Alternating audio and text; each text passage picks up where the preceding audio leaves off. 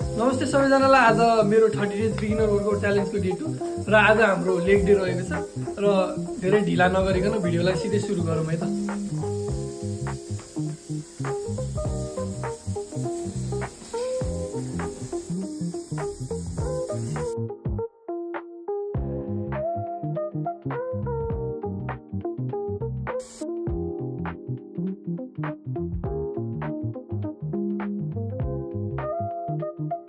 Warm up र mobility सकिसके पछाडि चाहिँ तपाईँ बिगिनर हुनुहुन्छ भने चाहिँ तपाईँको स्क्वाडको प्याटर्नहरू नमिल्न सक्छ, तपाईँलाई मसल्सको राम्रो ज्ञान नहुन सक्छ।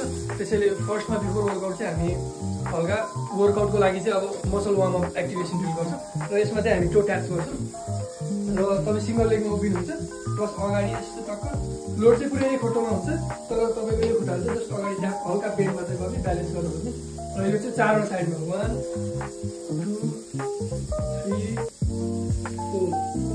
यो चारवटा साइडमा तपाईँले यसरी यो चारवटा साइडको कम्प्लिट भएपछि यसलाई 1 रेप मान्नुहोस् र यसको 5 रेप्स गर्नुहोस्, 2 सेट्स गर्नुहोस् दुईटै खुट्टामा। तपाईँहरू धेरैजना मान्छे बिगिनर हुनुहुन्छ भने तपाईँहरूलाई स्क्वाट्स गर्न चाहिँ नआउन सक्छ। त्यसैले हाम्रो मसल्स हिप मसल्सको स्टेबलाइजर्सहरूलाई एक्टिभेट गर्दै म स्क्वाट प्याटर्नहरू सिकाउँछु। हाम्रो फर्स्ट वर्कआउट स्क्वाट्स रहेको छ। 15 रेप्सको 4 सेट्स गर्नु पऱ्यो तपाईँले र बिचमा चाहिँ तपाईँले यो मसल ग्लुट एक्टिभेसन ड्रिल म एउटा दिन्छु, त्यो गर्दै अनि फर्स्टमा त्यो ड्रिल अनि स्क्वाट्स, फेरि त्यो ड्रिल अनि स्क्वाट्स गरेर सुपर सेट गरेर रेस्ट नगरिकन गर्नु पऱ्यो है त।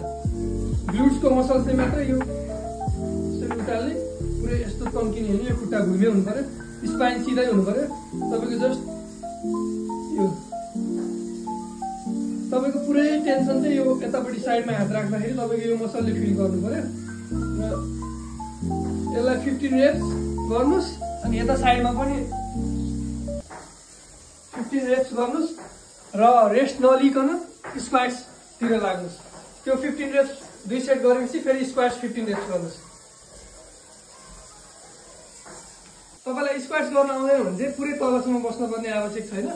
म केही चिजहरू सिकाइदिन्छु, त्यो हिसाबले तपाईँले सिक्नुहोस् र तपाईँको खुट्टा चाहिँ ठ्याक्क सोल्डरको तल सिधा अनि टोलाई चाहिँ थोरैपट्टि बाहिरपट्टि र तपाईँले स्क्वाट्स गर्दाखेरि चाहिँ सिधै यसरी बस्ने होइन कि तपाईँ कुर्सी मैले राखेको छु, कुर्सीमा बस्न आँटेको जस्तो गरेर हिप्सबाट तपाईँको ग्लुट्स इन्गेज हुनु पऱ्यो र यस्तरी तल जाने र तपाईँले भर्खर सिक्दै हुनुहुन्छ भने चाहिँ धेरै तल जानु पर्दैन।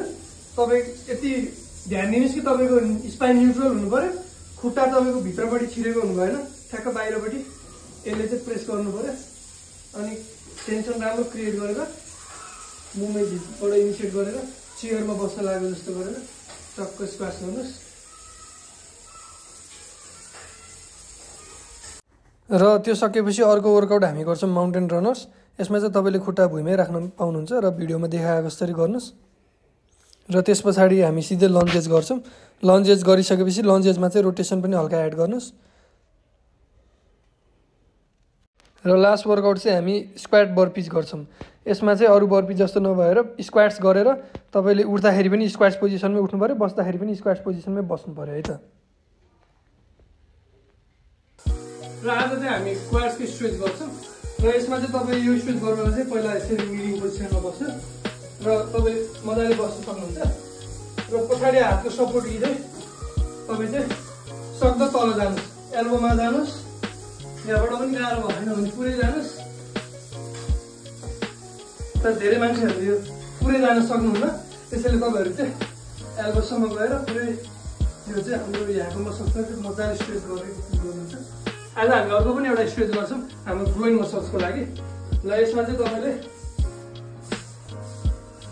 यसरी यो पोजिसनमा एल्बो तल राख्ने र हिप्सलाई पछाडि लाने, सक्दो पछाडि लाँदै जानुहोस्। यो पोजिसनमा पनि तपाईँले 1 मिनटसम्म होल्ड गर्नुहोस् र लास्ट पार्ट हाम्रो कुल डाउन भयो। कुल डाउनमा सिम्पल हिजो भनेको जस्तै मजाले बस्नुहोस्, आँखा बन्द गर्नुहोस्, 2 मिनटसम्म लामो लामो सास फेरेर मजाले रिल्याक्स हुनुहोस्।